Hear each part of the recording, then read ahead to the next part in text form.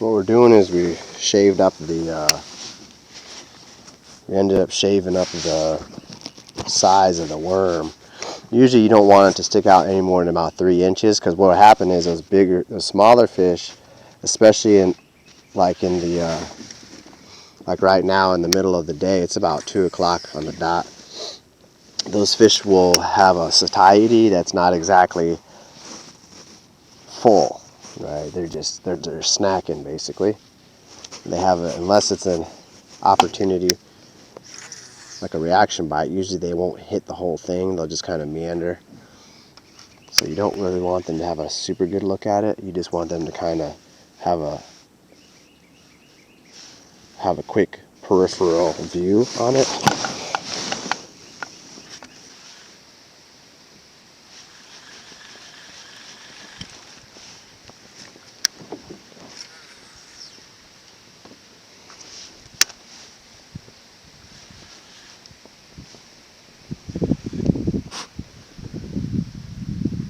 There he is. Got a fish on right here.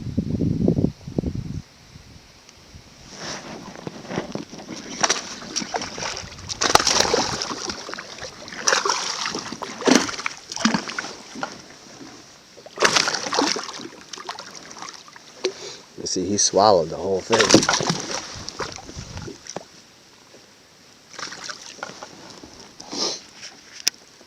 Now you can see how he swallowed it.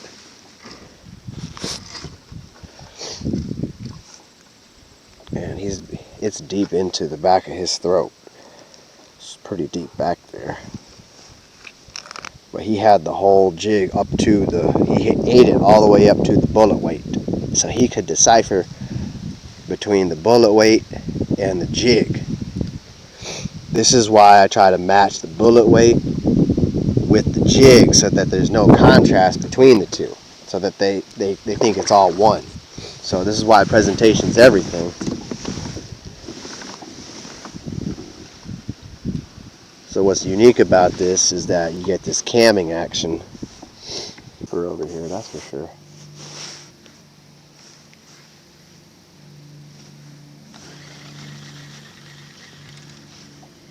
So it's a Texas rig, but it's got a collared skirt on it.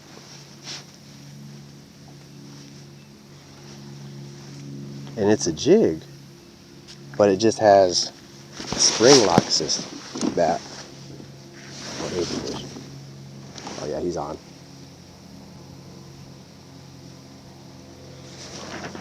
Oh, that's a good one.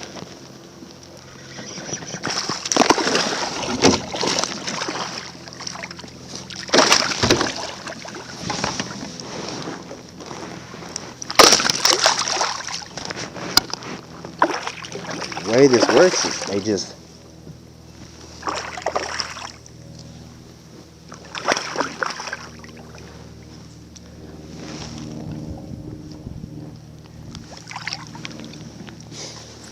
you see that's a cam. The way he got hooked is through that camming action.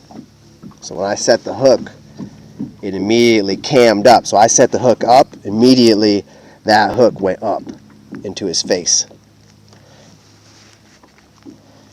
And it penetrated all the way through.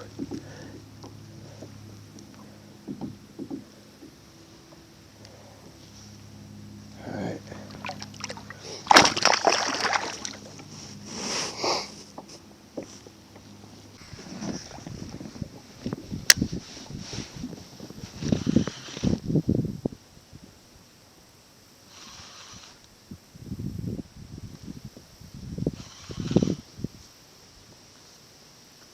Oh, there's a fish. Got it.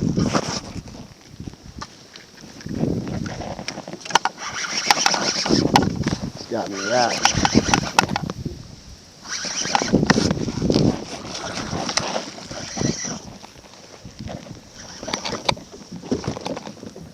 It's a big one. Oh, that's a good fish.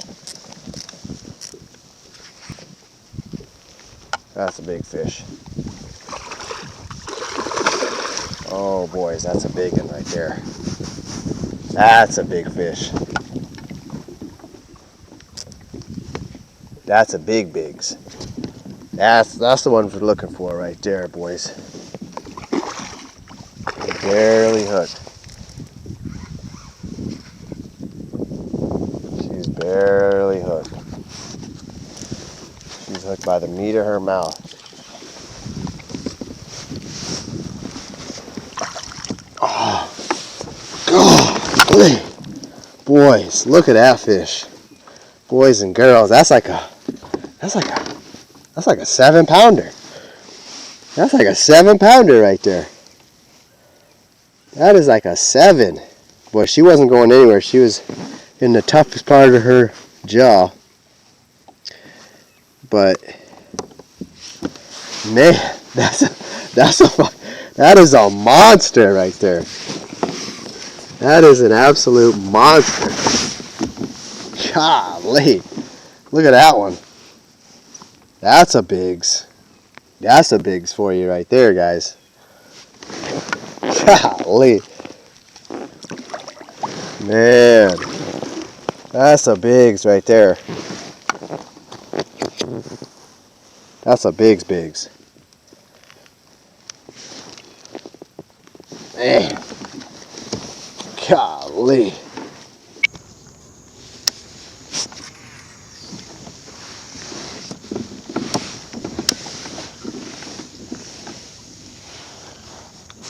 That's part of the problem.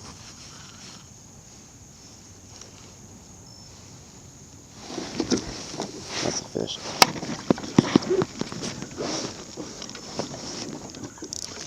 Oh, that was a big one. But he's come on. See, this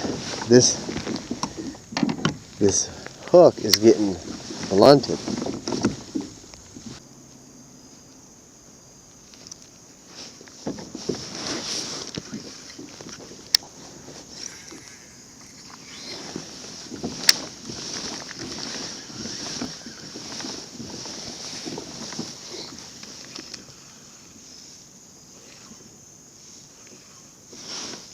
There's the fish.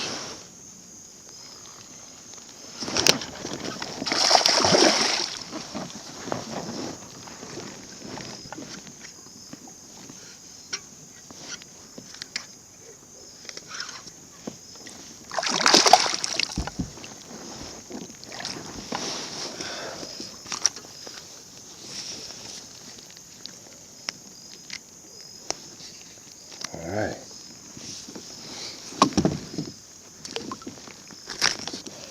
Following around, chasing that.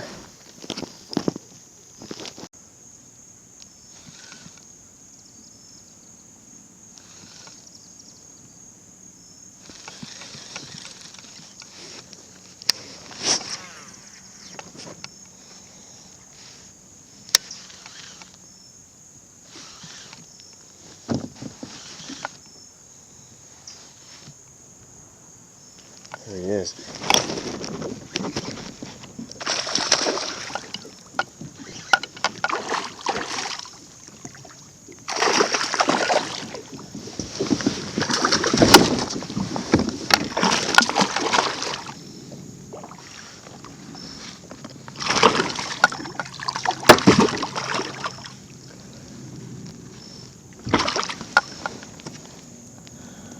There he is. He come right out.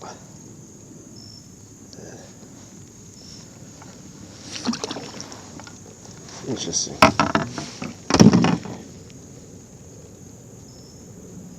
It's blunted.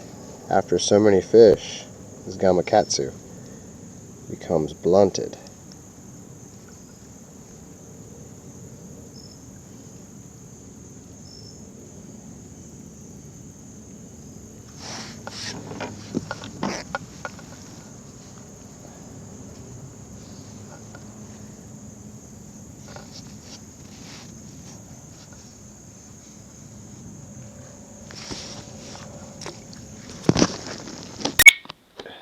Hey guys, just the following morning I was out there, luckily on a public lake that is quite the gem. Has a lot of really nice fish in there. Beautiful place. Could be cleaned up. It definitely could be cleaned up. But long story short, I was out there working a flat, and you know, a lot of jig fishermen, they like to either work the jig slow and kind of creep it, or pop it up and reel, pop it up, or they drag the jig. My technique was to get that reaction bite, so I was fishing a 1/2 ounce tungsten. I'd make a cast out there, and then I would half reel, or I make a full reel. I'm working with a Piscifun Carbon XCS in the 8:1 ratio, and what that allows me to do is get that 32 to 33 inch per turn gear ratio. So I make a very long cast, and then when I reel, I'm reeling in anywhere from about 12 to 18 inches, depending on the full stride will be 30 plus, like around 32. But if I'm making a half to quarters real fast, I'm making lunges of anywhere between 8 to about 16 inches, okay, all the way up to 30 if I make a full rotation. What that does is it creates silt and deposits a plume as if there's a crustacean or a tadpole that's escaping. And what that does is it causes them to react. It's just like burning a crankbait. You heard of burning a crankbait? Well, what you're doing is you're getting that reaction bite, and it's also allowing you to cover a little bit of water, more so than trying to work it methodically and slow. So that was my tactic, and I'm trying to basically just verify that the jig and the kit that I've made is working, which obviously you've seen that it is. So come along. I'm going to be fishing today again. I'm going to get out there, and we're going to make some more videos. And this is my vlog. This is kind of my introduction, and this is going to be the inception, if you will, of my journey, both through my personal life as well as my fishing life and adventures. So stay tight. I'll see you on the water.